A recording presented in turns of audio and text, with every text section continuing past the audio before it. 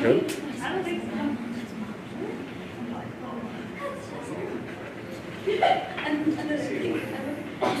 Maybe a slight delay. It's showing that it's on. Yeah, I was surprised to see the when I actually pulled up to me, I looked, but then I look at him, and then I go, hey, he goes,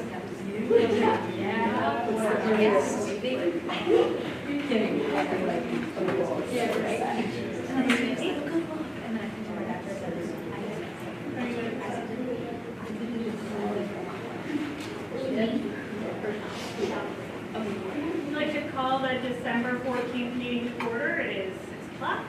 Please rise for the pledge of allegiance.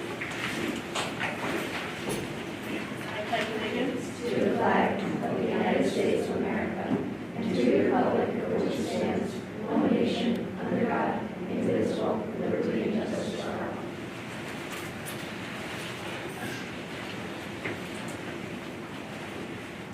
Any additions to the agenda? Yes, under 8.1, under personnel, volunteers, the addition of Joseph Pope as a girls' basketball statistician.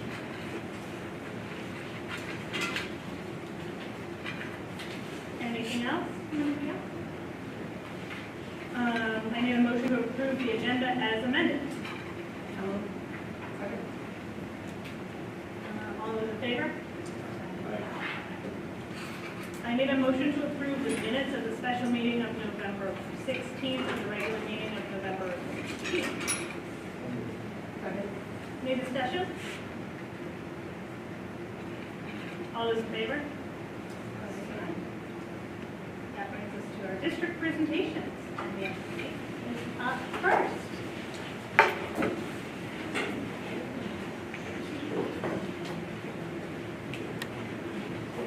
Good evening, everybody. So we are here to talk about our National FFA convention trip. So I'm Stephanie, I'm the president. I'm Bree, I'm vice president. I'm Lexi, I'm our secretary. I'm Emily, I'm our governor. I'm Ava, I'm our reporter and District 5 president. So we just want to talk about just everything that we've done at convention. The convention happened in October. So the first day of our trip, we departed Stockbridge at 7 a.m. We took about a 3-hour trip to the Lackawanna Coal Mine in Pennsylvania. We did a little train, 300 feet underground. We did a half-mile walking tour and kind of heard about the coal mine. And then after that, we took a 2-hour bus ride to Longwood Gardens in Maryland. It's about 1,000 acres of garden and woodlands and meadows.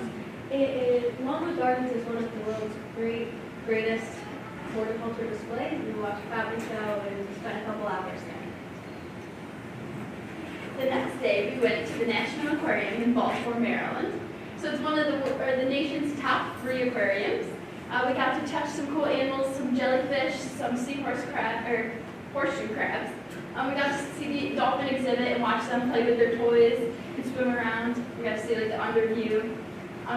There's about 12,000 animals at the aquarium. We didn't see them all, but it was really cool to get to see the animals and all their habitats.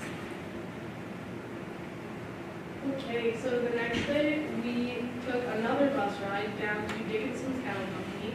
So Dickinson's Cattle is one of the largest longhorn cattle farms in the United States, and is renowned both nationally and internationally as a longhorn breeding facility.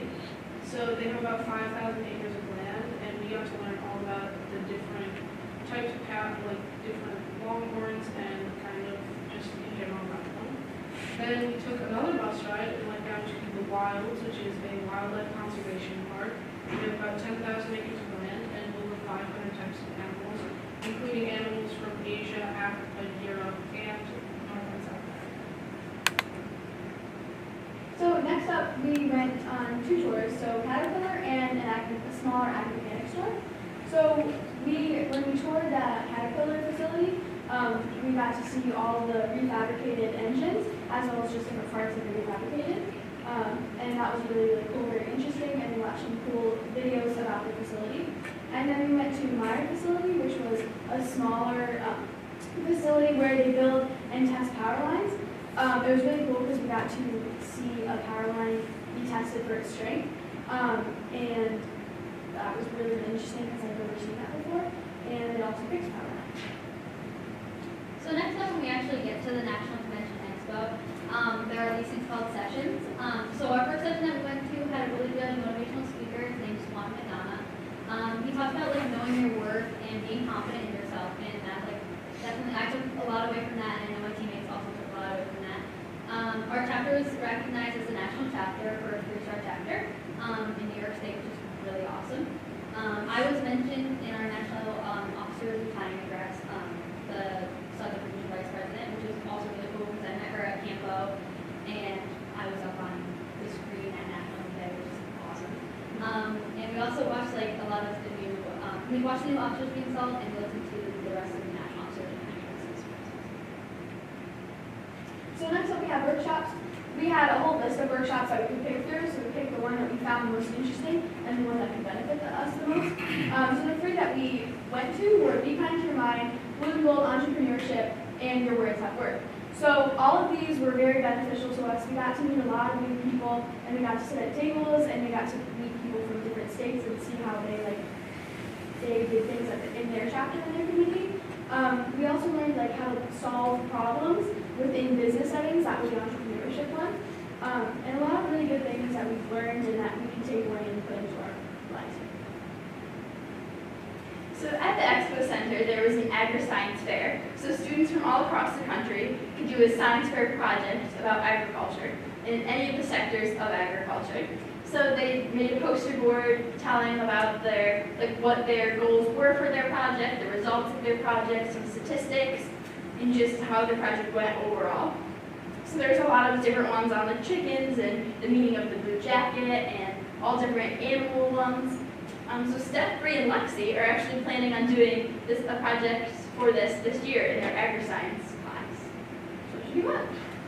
Last but not least is the Expo Center. So when we were walking around the Expo Center, we got to collect pins, just a fun way of interacting with everything around us. So the star pin was for us going to a workshop. The World Heart one was talking about how you can bring sustainability back into your community. The blue jacket pin was what blue jacket means to you. And the evolved pins was somebody who worked there. Whoever did a good deed, so like when I did a good deed, I got an evolved pin, so it was really cool, very fun. We also got to visit college booths, and they were all agriculture based, which is really awesome because we saw Cornell, Coplesville, and Morrisville, which is awesome because local colleges in a national convention. We also got to see the Army section, and we got to see a dog show, and we got to talk to Army men, and it was very interesting moment. And we also got to shop for at fair, so that's awesome. So my biggest takeaway from this convention was talking to people and talking to chapters and seeing what they're doing within their community and how I can implement that back into our community. I took away a lot from the sessions. I know I talked about the motivational speech, and I always wake up like every day telling myself to think the lessons about like having confidence and being confident in yourself. And just like hearing all the RAs, because like, a lot of them like resonated with myself, and I can take away from their experiences and bring back to my experience. My favorite part of this experience was meeting all the new people from the different chapters around us, and the chapters that were on the bus with us would be very close friends. So that was great. The most impactful part of this trip for me was the workshop that I attended, which really gold entrepreneurship. I'm trying to implement my SAT right now, and this has really assisted me in starting off and really improving. So what I enjoyed most from our national convention was actually the tours and all the different places we got to go and visit along the way. So we got to see some really cool different places in agriculture that you wouldn't necessarily think of as being agriculture, like the aquarium. But we just got to see how these different places all across America are run and how they do things. And it was just really cool to see the different agriculture happening around different states. So on that note, so I am the district president, as I mentioned before, and so our school is hosting districts this year, which is a really big deal. It's a really big deal. So districts means that every FFA member can come from our district and compete in competitions. So they're called LDE competitions, which stands for Leadership Development Competitions. So these competitions are public speaking, so it's to help strengthen and grow them as people and public speakers. So there's a lot of different competitions like public speaking, extemporaneous speaking, reciting the creed. There's a whole list of them, of different competitions that members can compete in. So for these competitions, like every competition, we need judges. So each competition has 3 judges. So we sent out an email to everyone asking if you would like to be a judge. So we would really appreciate it if you would be a judge for our competition. It's a great experience for you to interact with FFA members and get more of a sense of what we do and how we run things.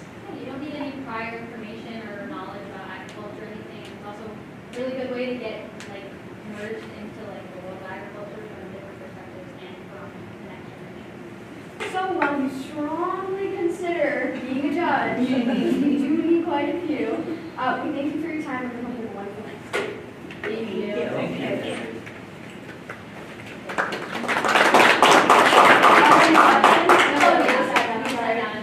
Did anybody sing? No, actually. No? No, I got second, she got third. First place goes You sang to our our hotel hotel. room. Yeah, Well, I if figured. that counts. I'm not mistaken. Like a state. Not yet, next year. Okay. Next year, one of us here, next year. Awesome. Thank you guys very much for being here and for presenting and for going on that trip. It is a life-changing experience, and I'm glad you had the opportunity to go. Thank you for your support, I appreciate it. And if anybody can, judging, again, please look at your calendar and time. I've already replied, it's my son's birthday, so I'm on edge. I have to wait until my 13-year-old tells me what I want to do that. And I apologize, I am out of town, but I have recruited the president in SUNY Morrisville, so I filled out the form for him, and he is very excited, so hoping to get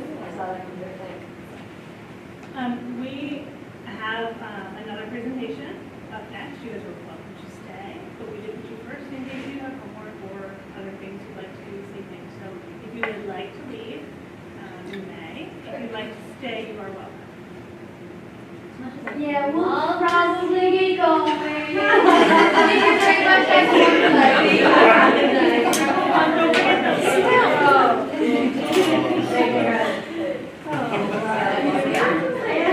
Sorry, Paul. Sorry. You thought you were going to have an audience. I feel like this happens to me every time. Paul, it's not you. Paul knows how to clear out a room. I feel like I really know to clear a road. It's going to get this reputation. I was behind them last time I was here. They all left. Hi, great to see everyone. I just got a quick handout. Thanks.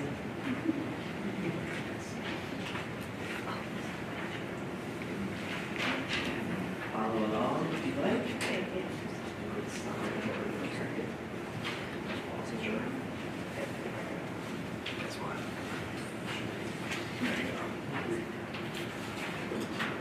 Okay. Hello again. I don't know why that book is there, but I love that book. All of the other reindeer. That's my favorite kids book. I noticed that right here. Wow, this is so exciting to be standing in this room, doing this. I was just reminiscing of a previous board meeting. It was, you guys just stopped using this room for a while, which was a great idea. Well, it was cold in the corner. Right. Imagine all of you shoved in that corner. Yeah, a horrible space to present in. So I'm so excited to be here in this completed space.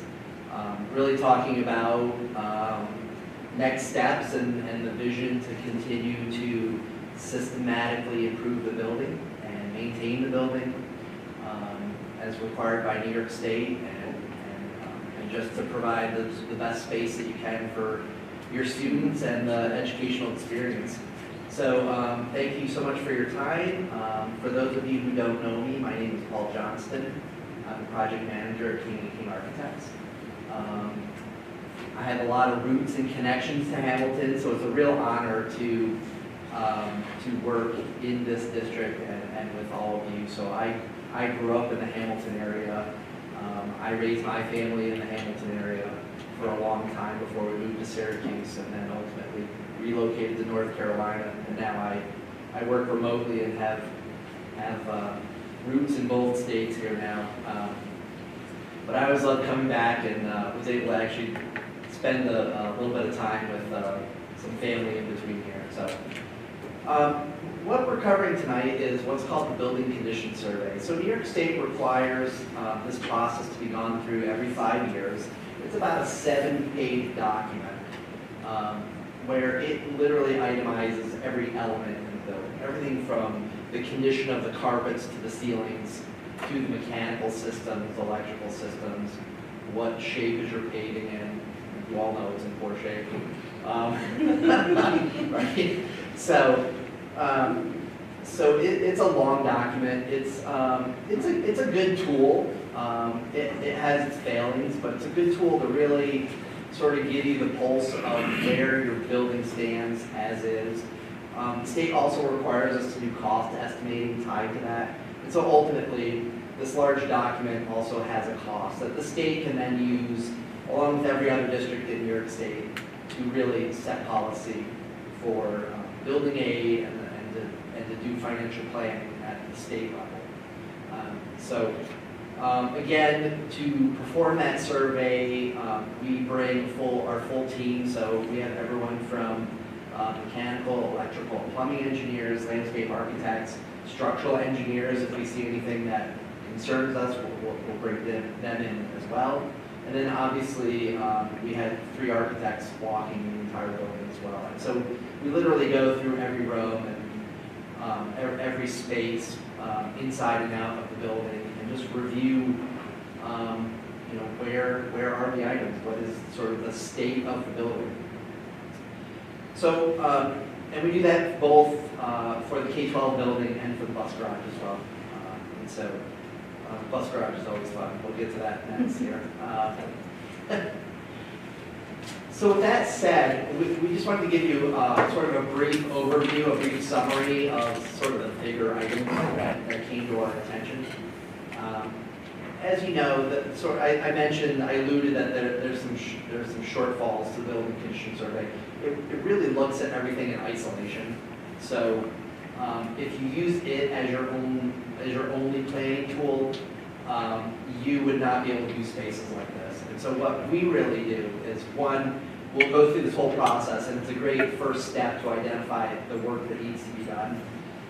But again, we try to take a broader view and then look really for the sweet spot. So where are we already doing carpet and maybe ceilings, or at least these are the areas that are being identified as beyond their useful life or really in disrepair.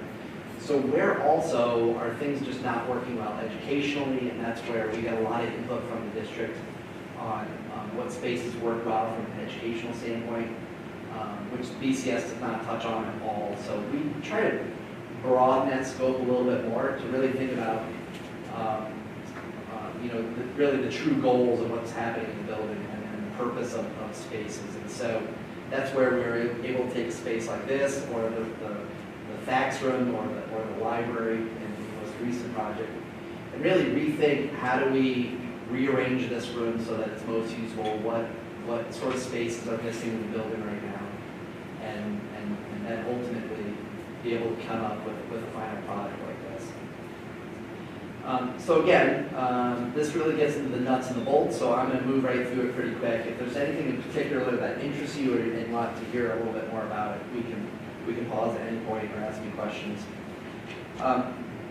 Obviously, the building is from the 50s, and so there's outdated services to the building, such as, think about really old water pipes, the sanitary system, and even the main electrical service to the building are all well beyond their useful life. And it makes a lot of sense. The other thing we try to think about is, while you're also doing those things which require a lot of underground work, you really want to do that in the right order with repaving the bus loop, which is another item that will come up here. So you certainly don't want to be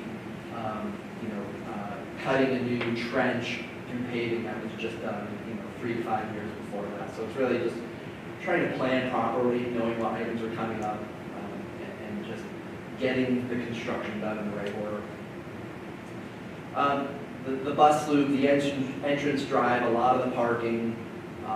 If you ever notice, sort of as you come around the backside of the building by the greenhouse, the loading dock, the sort of that maintenance ramp that goes down to the basement level, all those items are in poor shape. A lot of concrete is just starting to fail around the district.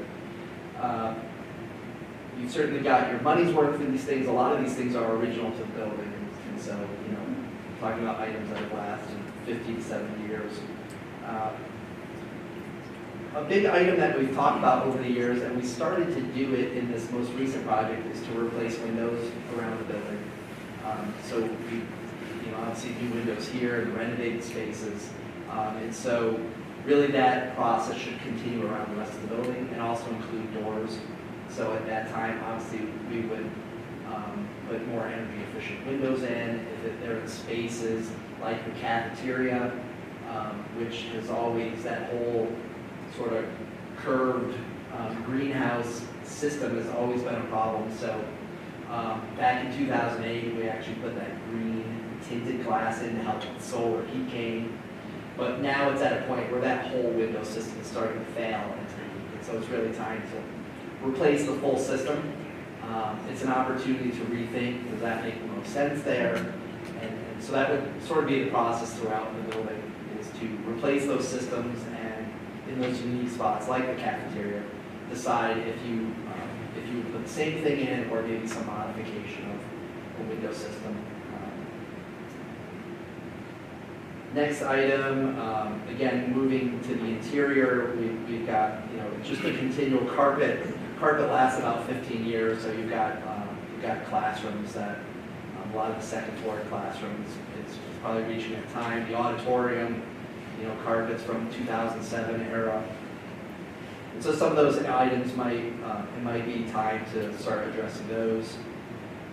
The next one, I apologize, there's a typo here, number 6. That should say replace elementary gym bleachers. So I printed it and heard it on Hamilton before I was alerted to that typo. Sorry. That was my question. Yes, sorry. Please adjust that on your sheets.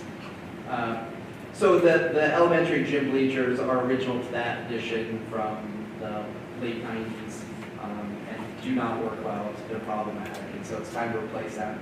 Of course, at that time when we replaced the bleachers, we could go to something fully automated that works off of a key switch with all the more modern safety systems of dual key switches and sensors and all.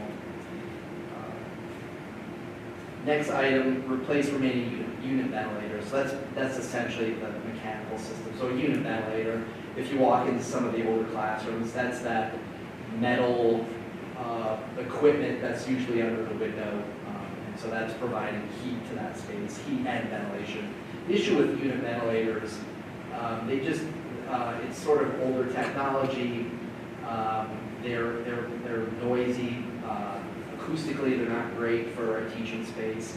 And then finally, they just don't distribute ventilation well around the space. And that's why, if you go through some of the spaces that were renovated in the last project, you'll see we've gone to more of a vertical unit ventilator system where we're able to provide ductwork up into the ceiling to distribute distribute air around the space better. And then they're also a quieter system. So again, continuing that process. So a lot of these things are just a continuation of what has districts been working on through the last three-phase project. The same applies to lighting, so continuing that conversion of old fluorescent fixtures to LED fixtures. Again, significant energy savings to the district through your budget for electric bills, etc. And that includes primarily the elementary wing and the middle school gym. And then continuing with the fire alarm, the PA system, and integrating more mass notification systems within the district, which is really a significant security and safety upgrade. And so continuing to work on what's been done in the past in the district with sort of hardening and making the building safe, looking at things like blue light systems, which help indicate visually along with the PA system that if there's any sort of emergency in the building, can alert all occupants of what's happening and what to do next. The blue light system is sort of well known as a great visual.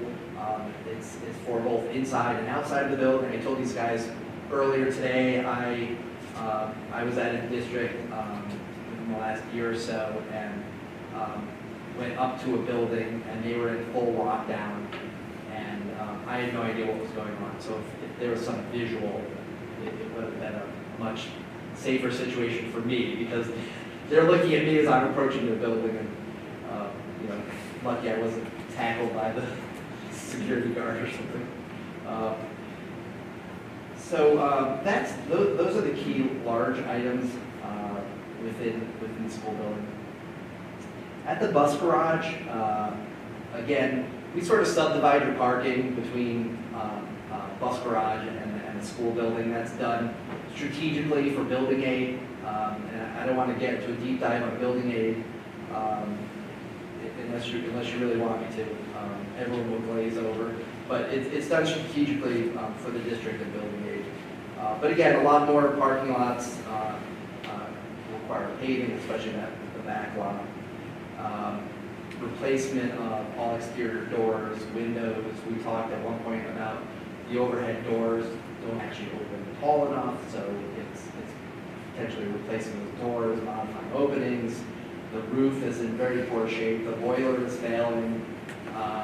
There are no surveillance or notification or data systems over there. The toilet rooms, locker rooms are beyond their useful life. And then ultimately we're talking about that final step of converting the district to natural gas. So I say all that to say that the bus garage is, as a whole, well beyond its useful life. I think when you look at the cost of what it would do to pretty much fix everything over there, and then you also think about its location on the site, where it subdivides your parking lots, it makes it very difficult for site circulation.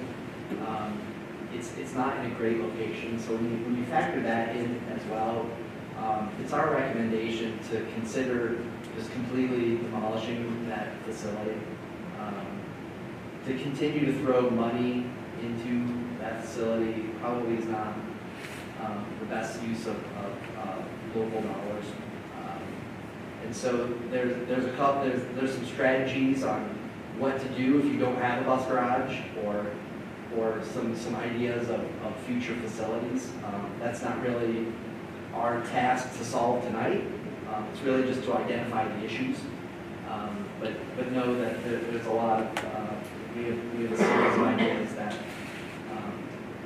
would really solve the bigger circulation issue here. And really the key piece has always been to remove that bus garage and to either move it further back on the site or look for other town or village joint use facilities, etc. So that's our recommendation on the bus garage. I have that starred down at the bottom. So with this information, really we wanted to start to talk about next steps. And the district has done really well after the merger study. There was a all districts, New York State has really put districts into sort of a 5-year cycle for doing projects because they've limited the amount of building aid you can have in any 5-year window.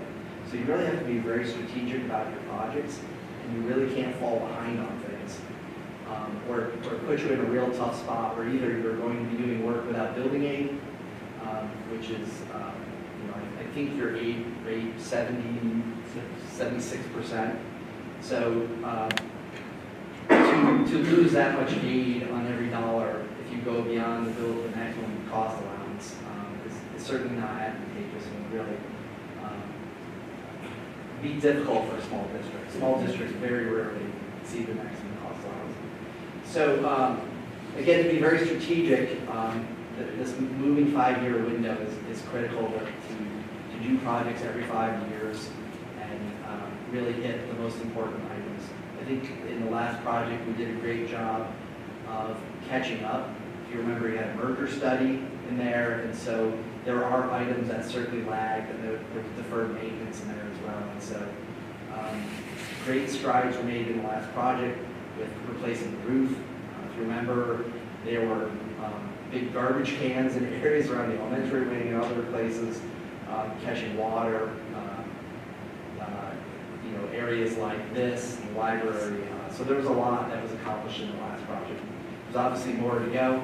There were things like replacing the generator in the electrical service that did not fit in the last project. We had them as potential add alternates, and bids came in well. We all know the bidding and construction world is sort of on fire these days, and inflation is had its toll over the last few years. So again, thinking about that next 5-year window, we've laid out a potential map, if you say, to really go from today, where we have we have the building condition survey. We would continue to work with the district to construct a much larger holistic list, like I mentioned in the beginning, and then start to really vet and prioritize those items and look at costs and look at what your maximum cost allowance is and work with your fiscal advisors to figure out what really is the best fit, what are the most critical work items that fit in your budget to maximize building aid. So all that would really happen in sort of around the first quarter of 2024.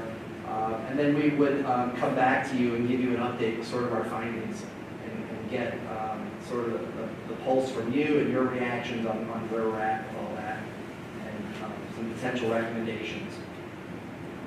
From there, there's a whole lengthy secret process. Again, this is just regulations to meet state requirements for environmental review acts, particularly with removing the bus garage. We just need to go through and get things like historic preservation sign off that there's literally no historic value to this building. I don't think you're going to have any issues with them. But these are the steps we need to go through. So we need to contact a whole slew of agencies through the summer and get them to sign off on the project. Ultimately, where this ends up, for those of you who were part of the process last time, there's some formal steps you take in the fall with resolutions and then ultimately a vote somewhere towards the end of 2024. So if we start planning and moving in that direction now, we can be ready about a year from now for a formal public vote on the referendum. So that's what I have for you tonight, and I'd love to answer any questions you have or anything I jumped over too fast. Bill, Matt, anything I didn't hit that I was supposed to? You did a great job, Paul. Thank you. So this isn't necessarily a comprehensive list. No, this really, I just tried to hit the high It's points. just what's from Yeah, and yes, these are sort of the larger items from the building condition survey. I know in the last time we went through this, there was consideration of the front, like the entrance way. I'm seeing Heather here. Yes. She has some thoughts. Yes, So so, that would be, so internally, we've had discussions, Matt, Randy, and I, and then the administrators have talked about priority areas, and front entrance being one of them, looking at safety and security of the building, how we enter, that's one of them. We've identified some learning spaces that need updating. So we have a preliminary list that we are working on, that when we get to the next steps, we can become more public with. Yes, absolutely. And so we've started to all talk through that list. I can now bring in engineers and landscape architects to further vet those ideas, whether it's how do we fix the field or multiple fields, any of those items. So we'll get more input from the experts in each field so that we can really fine tune the costs. And then I think we'll be in a great place to talk through a lot more of that in detail with you in March, April timeframe. One thing to keep in mind, it's hard for me to even comprehend this sometimes. Despite just finishing up a project, the referendum for this project that's finishing right now was in December of 2018. So this would be a 6-year span of when the vote was. So we are now full, if you will, as far as that revolving 5-year cost allowance. So, you know, we do have that maximum cost allowance banked and available to us with this timeline. So by prolonging it any further, it wouldn't, I mean, I think it's indexed, right? There's some inflationary factors. Yeah, and Well, our enrollment's Yeah, not yeah. increasing, so we're sort of maxed out as the best bang for our buck. Paul, I'm curious, where does our like auditorium and stage area and stuff as a whole fall in the building condition survey? I know it's obviously not a priority, since I'm yeah, curious. so, I mean, the last significant auditorium project was 2007, 8, 9, somewhere in that window. So it's not real old, but we have, after having already met with Bill and Matt, we've already identified some things in the auditorium that still need to be detailed. The BCS does not do a very good job in going into some items, like specialty items like theatrical lighting or house lighting, or the rigging. Doesn't do a great job with safety and security items. These just aren't identified in the list in any meaningful way that we can comment on them. So that's where these extra conversations to get a much more holistic view are critical. So, and we've already talked about some things like the theatrical lighting in the auditorium. So it'll be in there. Okay. So in the next sort of, we wanted to come to you tonight and just say here, you know, step one, you met your requirement to do the building condition survey, and here are our findings. But know that we are taking the extra steps to really get a much broader, better view of the district's needs. And that's a great question, Jen. And just a couple other things to add that probably jump out at people but don't show up on this survey are things that are structurally sound, but for us are useless or not appealing, like orange tiles, mint green tiles, you know, finishes in the building. Our lockers in our really primary wing, the bathroom, the toilet rooms in the classrooms. So a lot of these things will show up. The BCS, and I can share with you, it's a form that they go through and fill out. So a lot of these things will register, they may register as satisfactory for SEB's sake in this document, but we know internally that they're not satisfactory for us. So that's where it's key for us to communicate that with Paul, and then it's their job to get creative to tie this stuff all together. So. And it's a standard SED form that is used for It is. We honestly hate it. But that says a lot. we do our thing. Yes, it's a bureaucratic form. Okay. You know, and besides an architect, I'm an educational planner, so it's really important to me. It's something that whoever I'm meeting with that day, I always challenge and think about the student experience and how is the space engaging to students. And so we certainly will be looking at the lobby or the pink tile or the green tile in the hallways, all these things that scream 1950. I mean, how is that exciting to today's student compared to spaces like this or the new areas in the hallway upstairs where students have little nooks to hang out in.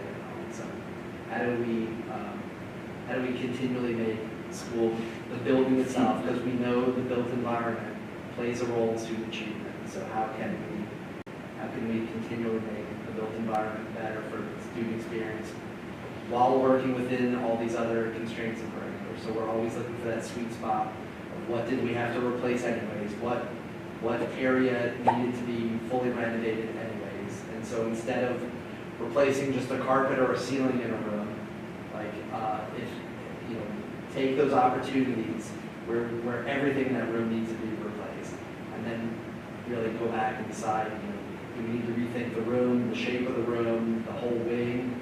So these are all the conversations that I'm part of every day. Thank you. Great, thank you. Have a great night, Paul. Thanks, Paul. Thank you. Safe trip home. Thank you. This is my call the same as we did yesterday. If you'd like to, you may step out. We do appreciate you being here. Yes, thank you. I mean, I feel like I should follow suit. Next up, we have night lights. I'll turn back over to Mr. Crown. Thank you.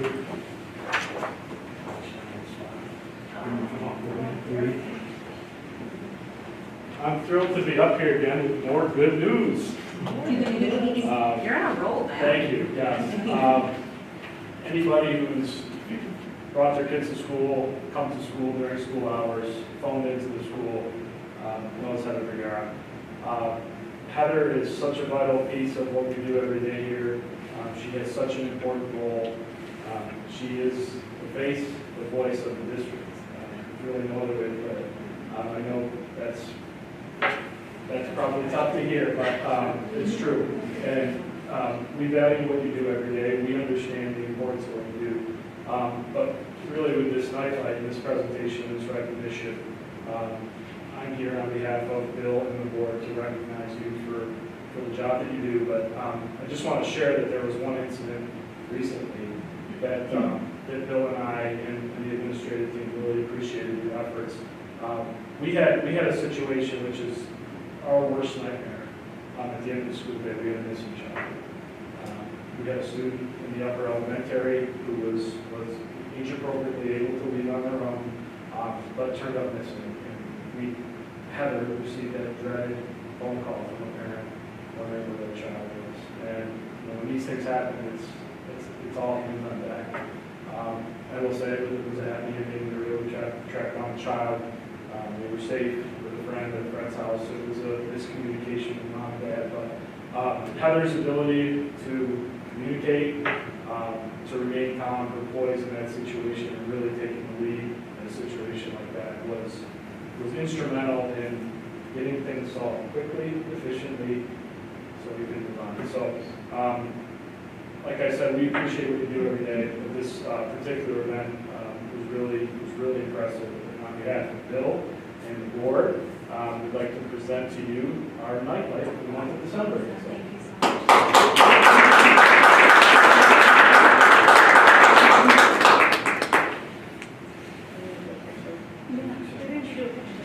Yeah. Wait, before you leave, we always do a picture and have it as the night light. I don't know where we're going to do it. Okay. Yeah, there you go. Heather, Heather, you have to get your picture taken. Oh, really? Okay. Thank you.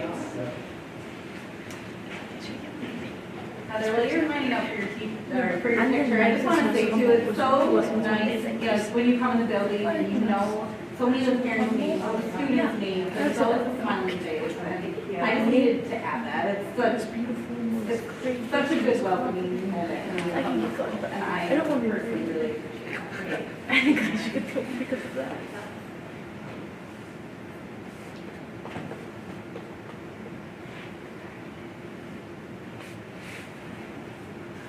Thank you. I appreciate all of you. Thanks. and you made to do that. It was great. Always stay, but.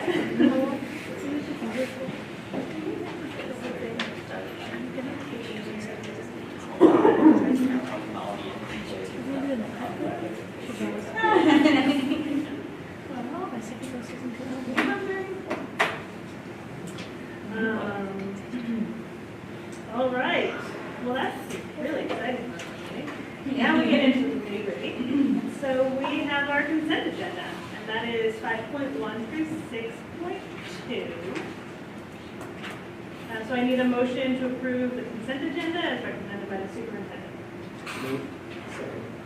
Any discussion on the treasurer's report, consideration of claims, transportation report, cafeteria report, the audit corrective action plan, the second reading and approval of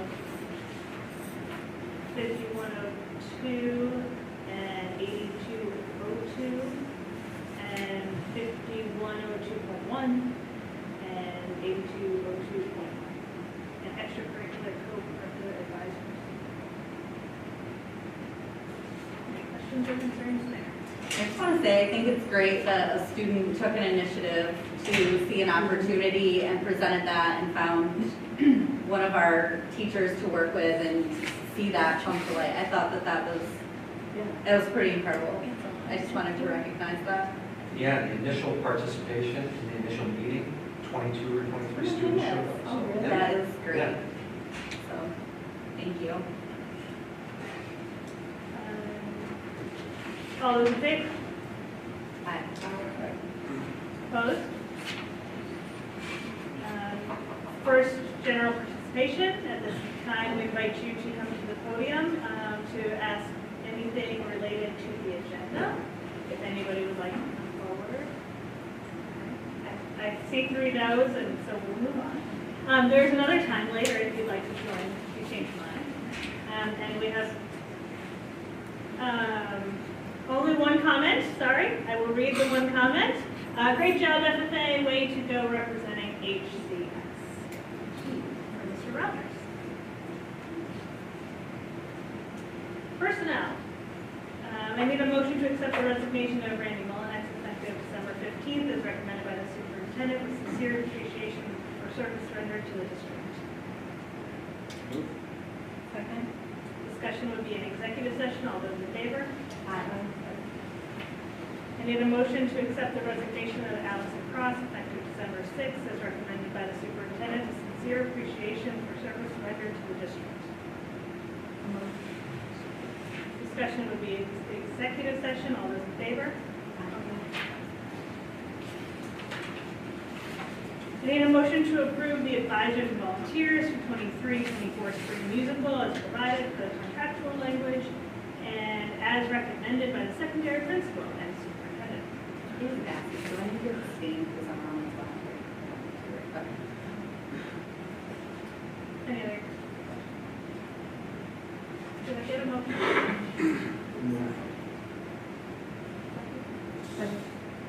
All those in favor? I didn't forget that. I need a motion to approve Jeff Snyder, Chris Marcellus, as volunteer coaches, and Joseph Hope as a girls basketball statistician volunteer, as provided and as recommended by the superintendent. Any discussion? All those in favor? I need a motion to approve Sarah Doherty and Catherine Hand as substitute, to the substitute list as recommended by administrative team and superintendent. All those in favor? I need a motion to revise the appointment of James Murano as probationary cleaner to a permanent civil service appointment effective December 31st, 2023, as recommended by the secondary principal and superintendent. Congratulations on his achievement. Second. Any discussion? All those in favor? I need a motion to approve the recommendation of the committees on special education and preschool education. Second. Discussion would be an executive session. All those in favor?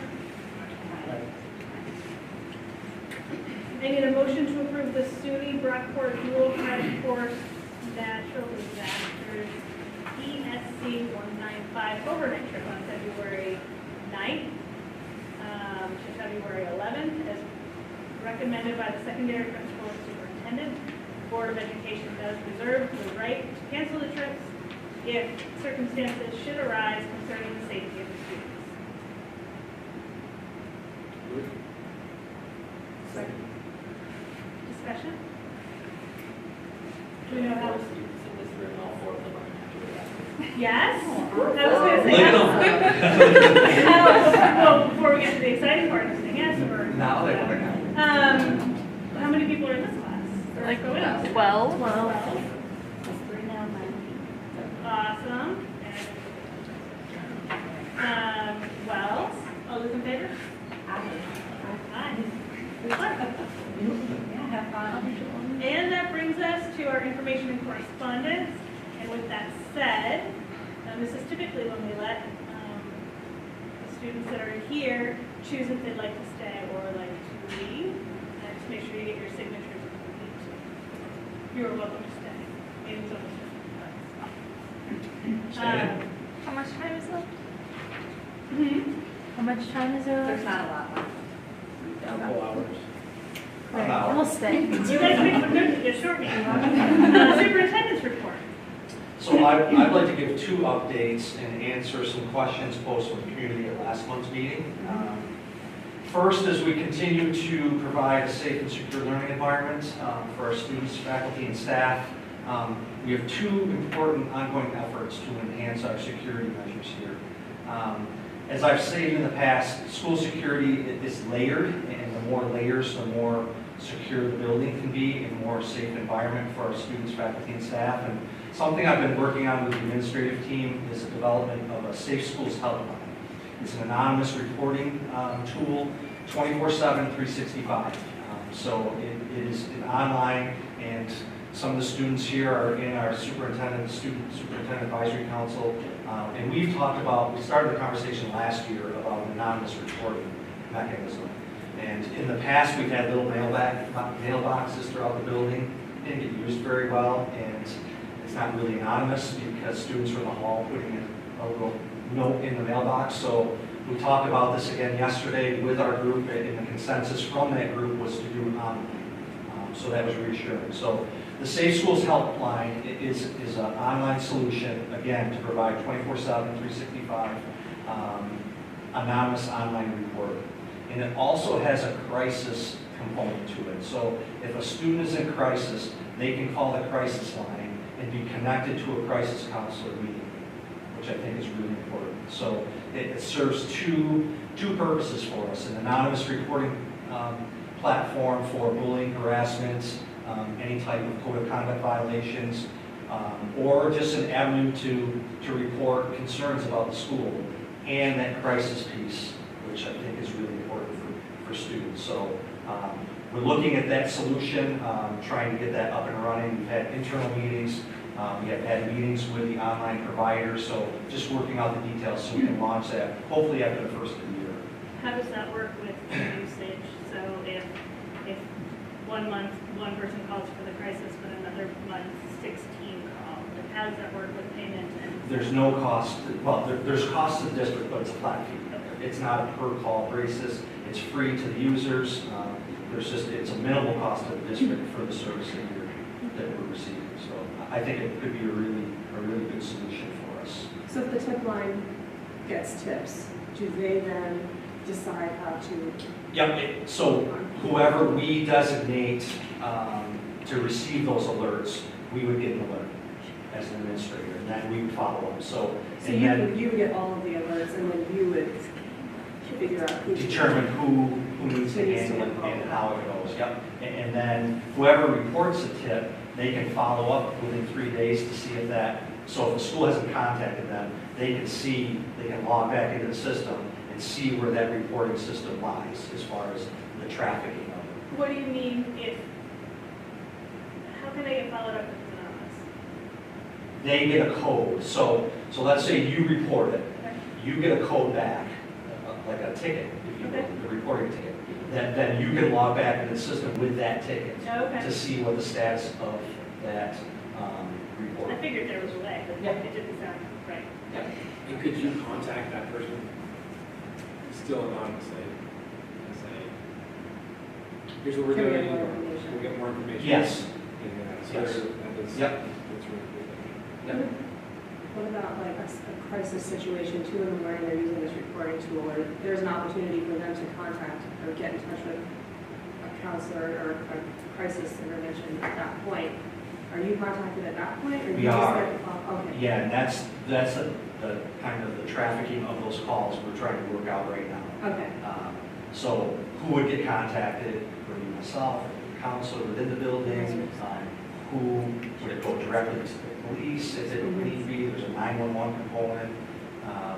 So there's a number of schools that use this solution, so I've been in contact with them, seeing how they use it as far as their contacts and how they roll it out. Whether you rotate, like, different people are on call or something. Yeah. Yep. So I think it would be a very good tool for us. Other school districts that you talked to would like it? They have, very much so. Yep. Any other questions about that? Do you think students would use it? That's a $1 million question. Well, you're just gonna ask. That's why you're doing it, right? I don't know. I mean, we talked about it in SSAC, which is like basically a funnel for all the information on it right now. And I mean, we've talked about it for over a year. there's been anonymous reporting like already with the mailbox and no one used it, literally 0 used it. So we agreed that, you know, online would be better, but if it's to be used, we'll have to see. We have like a good year to test it, I guess, but I don't know. I think it would be at least nice to say that we have, even if it's used once, that would be well spent, in my opinion. I'm going here. I want to know what these guys. I have a question about it. So is it like reporting any issues, like with other students or with like classes or teachers or I anything? mean, anything. Okay. I would use it. I probably could say a thing or two. I could easily send it if you reports. Me too. Yeah, I think I've got a But if couple something, complaints. if something was going wrong in your world, looking at all 4 of you, an anonymous, do you think you would use the crisis tip line? And do you think you would call that number for help? I don't think I'd use the crisis aspect of it, but I would use the filing, like not a complaint, but a worry or whatever aspect, or Like if you overhear something and you want to just let somebody know that you don't. exactly. Yeah. There's a couple things I would that's write down. That's why I Start think typing that's immediately. important, and that's why I stepped outside of Yeah. But I think it's important that,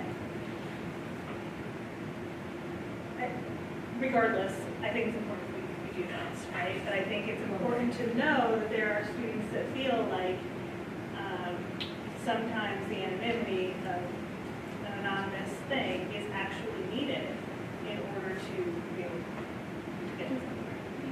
so. I have a few things to say because I've been talking about this for a while. So the question is how many people are going to be told about this or know about this resource? Because we did have the mailboxes up outside the counseling office, and was there one outside the main office? Yeah. Inside. Inside the main office. And I mean, both the fact I don't think that a lot of people knew about them or either forgot immediately after, and then also the fact that there was a stigma around them, like people don't go reporting to the administration.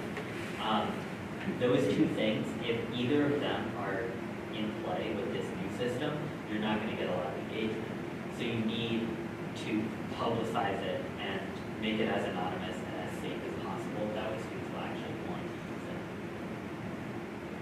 And it doesn't have to be anonymous. If you choose to put your information in, you can.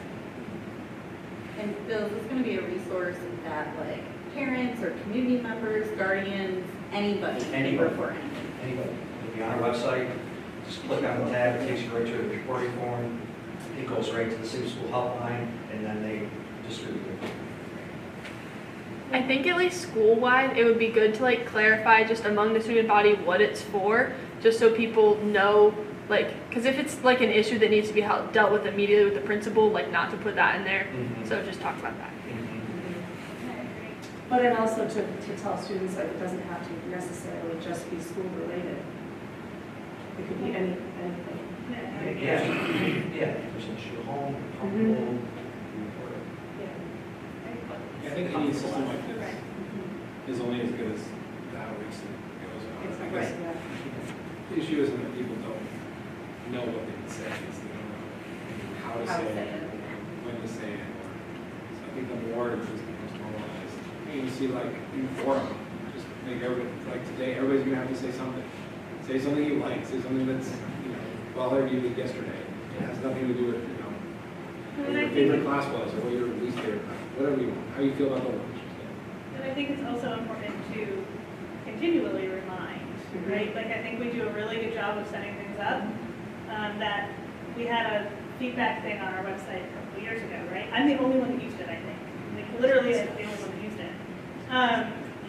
But people didn't remember to use it. So I think that's the other piece, especially for students, is every couple months or every month reminding them that it's there, this is how you use it, and why you use it, and why it's there for them, and that it's for them too, right? So I think it's important on the initial outbringing of the program, but to continually remind. Another thing I like about the solution, they have some really good promotional materials, pamphlets, and online stuff that you can push out to families to promote the solution. So it's good. And it's Anything good, else? to be used by the broader community as well. Other, And then the second thing, I've been collaborating with HPD on some potential options to enhance school security. So we've been talking about some different proposals, some things that we can do to enhance school security. So I'm going to have further details that I'll share with the board that we can share publicly. Some of them I'll bring to you that may require a vote or board action in the future. So just so you know, I've been having those conversations with each of you. And I'm happy to discuss with any of you one-on-one if you'd like more information.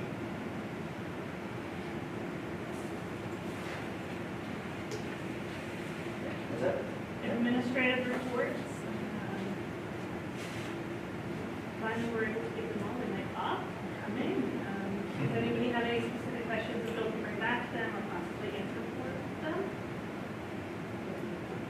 I know it's a busy month, so thank you to all of them for the nights and long days that they put in. And their smiles during the day for all the parties and such. Oh, Michelle, I actually had a couple things. I want to answer a couple questions from the community from last month. Oh, go ahead. So one of the questions was, where are we with our code of conduct? So we are in the editing phase of the new code of conduct.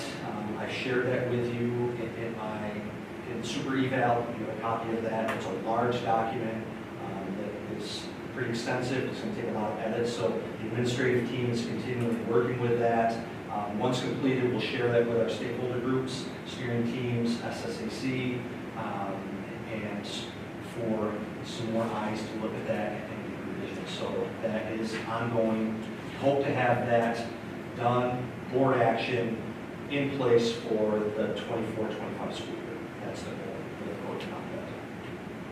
And then the second question was, are we a member of the Rural Schools Association? And we are. We are a paying member of that association. And those that are not aware of what Rural Schools is, it's a member-driven organization that represents the particular interests of small and rural school districts in New York State.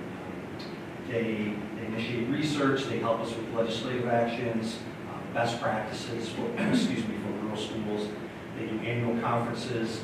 David Little, who was the executive director, was actually here last year at a board meeting and presented to our students and Dr. Elfon the Rural Schools Association video editing award. So he's very familiar with our district. We are directly involved with rural schools, so I just wanted to clarify the exact question whether we are or not. We are a paid member of the Rural Schools Association. Thank you.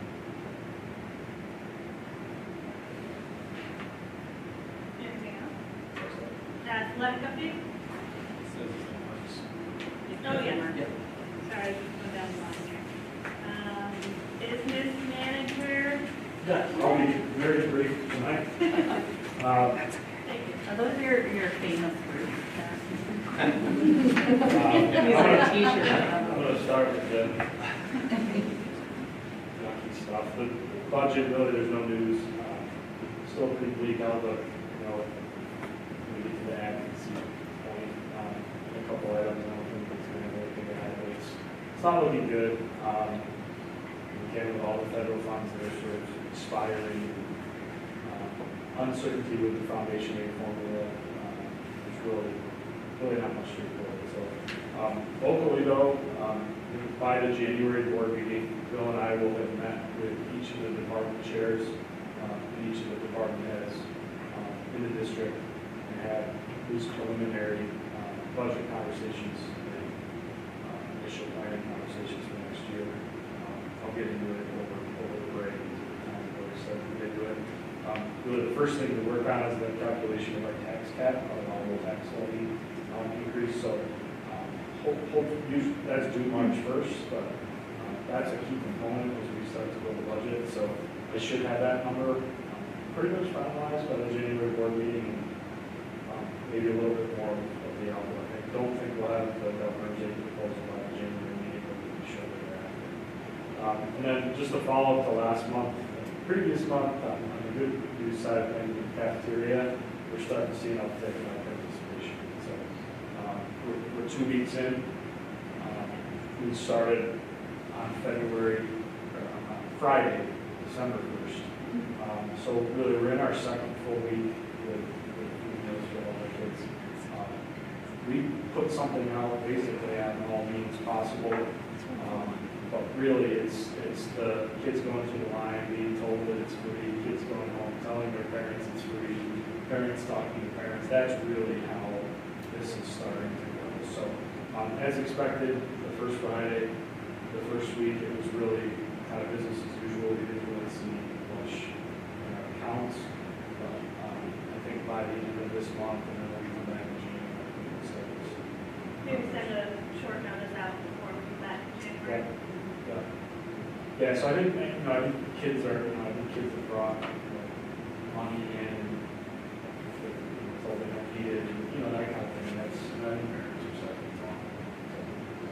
Good thing, though. Is the cafeteria staff overwhelmed or not yet, or what's that? No, they're doing great. I know you mentioned that might be one of your. Yeah, it could be down the road, and really that's another component, like, again, the building condition survey is, there's little pieces of the cafeteria, like the grease trap and this, but that survey doesn't take into account capacity and meals you need to serve, and so that's something we're going to look at too, is the ability to churn out meals. Hopefully moving forward, it's going to be more. So they're a pretty resilient group. They're doing well. Thank you. Alright, so you guys decided to stop talking to me again and talk about all my issues before I could. Who read the agenda? It doesn't come out until after this is due. It literally comes out today, but I digress. I'm here to talk about parking lot, and particularly the side door. One of the most obvious recurring issues in the school is the chaos that unfolds in the parking lot. Between potholes, complicated and cramped pickup and drop-off systems, soup drivers, and more, there are a lot of problems and not a lot of obvious answers. The one easy solution to these problems is allowing students to enter through the side door in the mornings. Currently, there is only one entrance that students are allowed to enter through in the morning, the main entrance. While generally speaking this is fine, allowing students to enter through the side door would be more convenient for and appreciated by students. Additionally, less time in the cold and walking on potentially dangerous nights is a merit. Tardiness would also decrease. This might also prevent desperate students who believe they are late from using the closer staff parking lot instead of the further student. The main argument against using this entrance is the fact that security officials have advised us that having a single entrance into the building is the safest way to operate. However, by locking the doors to the weight room and gym, and by positioning a monitor in that entryway, the students are funneled into the same main hallway that they would enter through via the main doors anyway. This proposal is admittedly not perfect by any means and does not solve the greater issue of the parking lot. However, it would be an easy and popular amendment to the rules that does not bring any serious consequences. That's all I got.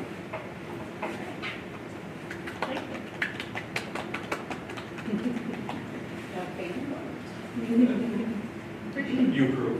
Yes. I think that, as you stated there, the biggest thing would be a monitor. There's still things to look at there, but obviously things that could be considered. It doesn't mean that it definitely happens, but it can be a consideration. So Bill and his team will work at considerations and then report back to Tuesday on their findings and what they can work on together. It will solve tardiness? No, but it will help it. It'll help. We'll solve the issue of seniors parking in the visitor parking lot because they're going to be late. Also, if you get into the school at 7:54, You're late. they lock the doors and you have to sign in and you're tardy. Technically, it's not until 7:55, but it is not lenient at all. And like, it takes an extra 2 minutes to walk around the side. So if I could instead just walk in the side, I've only been tardy once, but. Students have something to regardless here. Yeah. Right. All right, we'll take it. Doors at 7:53. SEL report is here. Again, some wonderful things happening. Anything specific? Anybody else there? I just wanted to make a comment on the comments from students. They were absolutely touching and incredible, and I wish Renee were here, but thank you. The space is, I think, a critical component of our district. As we start into 9.7, knowledge sharing, there's been some talk, Corey brought it up, and I agree with this, so bringing this thought up is to having a workshop as to what is our board role in committees? What is our role on the elementary steering committee? What is our role in the inclusivity committee, the secondary committee? I had the same feeling when I was as part of the Hamilton Emerald Foundation, which now we no longer have a member on. But like, what is the board role in that? So what we would like to do, Corey asked for, and I agree, that felt this for a while, is to have somebody come in and teach us what is our role on those. So if you guys would be amenable to that, we can try to find a couple of times that somebody could present to us so we can have a workshop on that. I think it would be helpful. We've asked this question for years and have never really gotten an answer. And I think the more that these committees tackle, the harder it is to figure out what our job is. I think it used to not be as big of a thing because the committees didn't do as much. Now the committees are actually doing things, which is wonderful. I mean, again, our goal is. Well, I think there's been some questions, obviously, like, we really only vote and share opinions when we're all together, but I think a lot of times, I know in the committees that I've been on in the past, I felt like sometimes when I said something that's been perceived as like, oh, the board thinks this, even though I am just a single person and really being able to differentiate. So it's like, oh, do I say this and be perceived this way, or do I just be quiet, or like, so I think that would be. If you guys are okay with that, Bill and Mark are trying to find a couple dates with whoever can present to us, and people are going to start looking into that, and then we can, I'll send a couple dates to you guys, we can kind of figure out what works. So I wanted to bring that up to start. Elementary steering committee, have you met? We did. Okay. We met last week. Great. We had, first was a presentation by Mrs. Merck on the equity action plan that they're working on, so that was kind of interesting to see. Let's see, they've been working with Amy Collins, who I don't know her, but it's, from what I gather, it's a 3-step process that she kind of went through. They just had the first step was a data audit gallery wall where they looked at things like attendance and test scores and trying to find kind of gaps. And then in February, they're going to do a root cause analysis of these gaps and kind of she kind of explained, they weren't walking back at why is this person tardy and kind of going to try to find root causes of these things, and then coming up with an equity action later on. So that was interesting to hear. Yeah. And then, what's that? Yeah. She also wants to have a World Diversity Day celebration in May, which sounds really fun. Our elementary steering, we're trying to get a lot more community and parent involvement, so we're talking about that. And just trying to figure out how to get more people into the school, so they're, all the parents, everybody's got lots of ideas. So that's kind of fun to think about. And that actually came up in I was kind of in and out of the webinar yesterday on the rural school, the Rural Education Virtual Summit. And they talked about at the beginning of the year to get community involvement. One of the school districts is a community potluck. That was a big turnout for that. So maybe food, so people, but we talked about different ideas. That was interesting. Did you? I went to parts of it, I saw the Yeah. beginning of it, and then It was like 4 literally hours. every like 2 minutes I had to start at something. Yeah. And shut up the office. But the beginning was kind of mostly about what is a rural school. So it wasn't super, the part I got to see was not the most easy. But I did learn that it's very hard for people to say rural. Very, like, That's after you true. sound like 20 times, by the time you get there, it's changing so much. Yeah, that's true. But it was nice to hear Yeah. people having similar concerns, but they were from everywhere in the country, I think. So it's not just us, but lots of people are like this. Anything else from Spirit? Well, Chris did a tech talk, and then we watched this crazy thing. We watched a video on, I guess Google launched Gemini, which is an AI, and it was kind of crazy to see what AI can do. So it's just, I guess, it's technology trying to, I don't know, keep that under control or teach how to use it. And it's kind of, it was really cool to see that. And then he just touched on the cell phone policy as long as pertains to elementary. I think all the parents touched on that a bit. And then, I guess it was Renee and Heather, but they noticed that there are not many phones in elementary, but they noticed kids, especially at really actually in the SEL room, that the kids are coming in on their phones a lot less, and they're talking and engaging with each other a lot more. So we just talked about that. So we talked a bit about parent-teacher conferences and in the secondary that are not, there was some, kind of, maybe not issues, but some room for improvement in how those work and the wording of the letters, and how it goes out and what it means. First, and so even teachers being hesitant to call in people who are doing well for that parent-teacher conference. So I think they kind of did some brainstorming about some different ways that look have to look different, and be more engaging and more personal and more getting more people in for a lot of sort of things instead of just talking to a teacher about a course that somebody's not doing well. But even some of the stuff that we maybe implemented that we've talked about for open house, also a big part of our teacher conference, like tech help, PTO there and stuff like that. Also talked a lot about some ideas for capstone projects, so some kind of a career college readiness capstone projects that students would do their last year, and how those would work, and the benefits of having students kind of put these together in a way that would be capstone, would be like the culmination of what they learned in their time.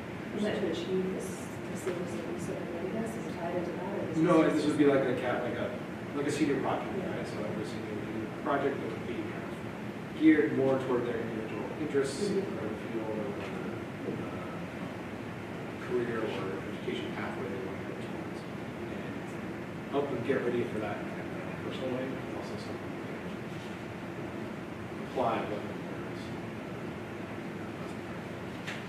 And then we thought about who else we could join. We need a couple more people on there. So if there's any students who want to be on the secondary steering, I don't have any. I'm sure Mr. Arquette would be happy to get you there. We're also looking for some parents and people on staff. Matt, not busy? We can be a staff member. But one of our adult parents, if there's anything that's hanging around that's interested. Nobody from the board, sorry. We're joking on chance. You took that. We got the one. Thank you. Who's today? I already did my report, so I don't have anything to add to that. So the inclusive meeting hasn't met since the last board meeting. But we're going to have our second session with Amy Combs from the Law Regional Data Center in February. And that will be the root cause analysis and an informative session for us to keep moving forward towards that action plan. No, you did great. So Governor Hochul has announced she will deliver the 2024 State of the State Address on January 9th at 1 o'clock. So, like Matt said, it's looking pretty grim, but let's just fingers crossed. NISBA will holding their Capitol Conference, which is virtual, and it's like a 5-hour thing too, on February 2nd. Lobby Day in Albany is February 7th. There's still a couple NISBA take action advocacy efforts on like yet to be delivered bills. So if you want those, if you haven't done those yet, let me know. NISBA recently submitted comments regarding, so in October, the Federal Communications Commission announced like a rule to reinstate net neutrality, I can't say that today, regulations among other proposals, and it also includes increased access to broadband internet. So they submitted comments to that, which supported both of those things.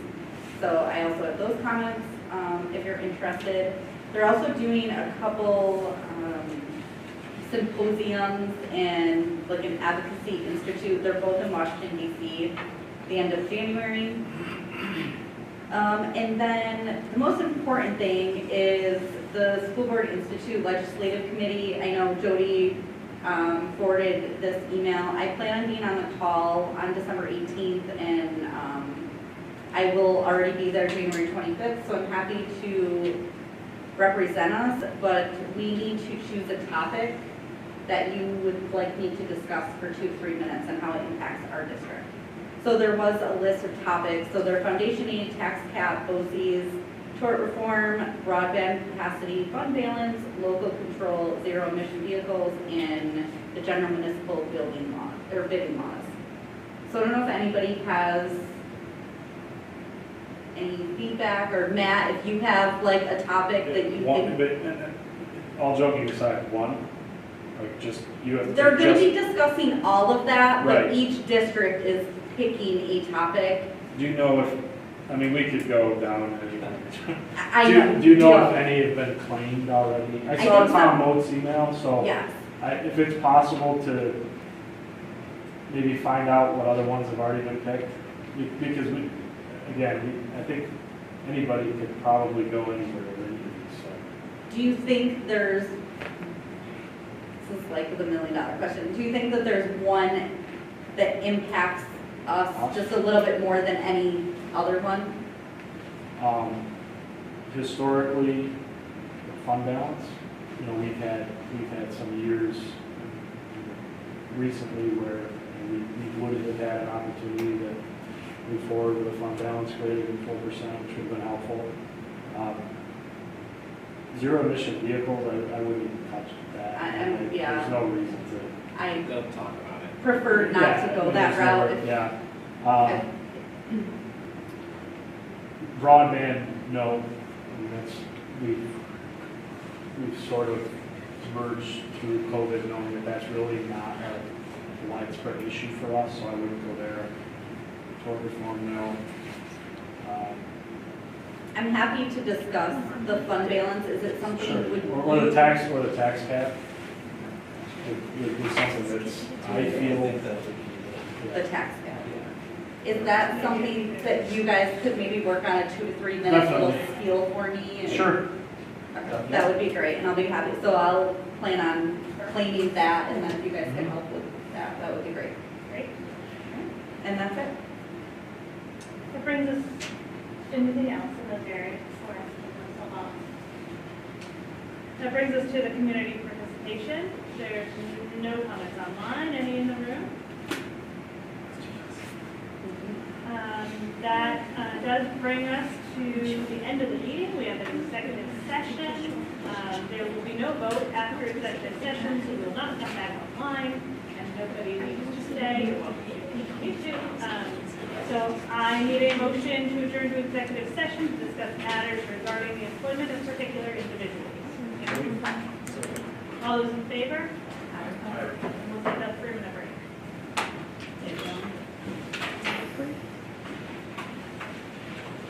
You can have longer, it doesn't